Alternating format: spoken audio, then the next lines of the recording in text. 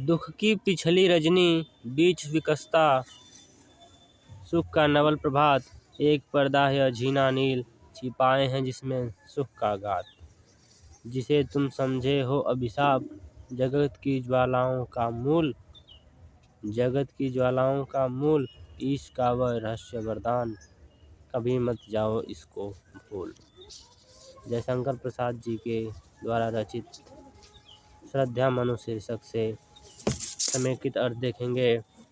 श्रद्धा मनु को सत्सावना देते हुए तथा उन्हें प्रेरित करते हुए कहती है कि दुख की पिछली काली रात बीच ही सुख का नया सवेरा विकसित होता है।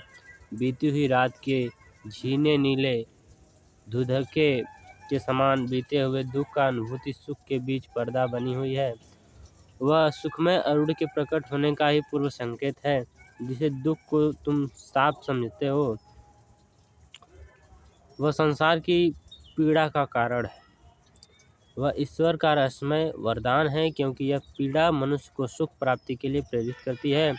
इसे तुम कभी न भूलना।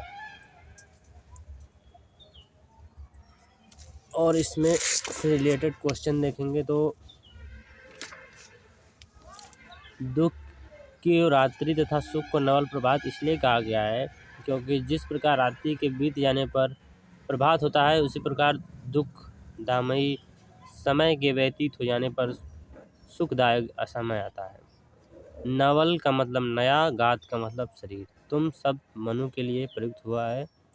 उन्होंने संसार के दुख का साफ समझ बैठा है।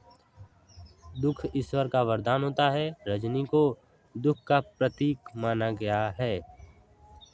दुख की पिछली काली रात के बीच ही सुख का नया सवेरा विकसित होता है। इसमें देखेंगे श्रद्धा मनु को समझाते हुए कहती है कि जिस प्रकार रात्रि के अंतिम प्रहर के समाप्त होने पर नवीन सुख का उदित होता है, उसी प्रकार दुख के अंतिम क्षण बीतते हुए सुख का स्वतः समीप आ जाता है। तपस्वी संबोधन मनु के लिए। धन्यवाद।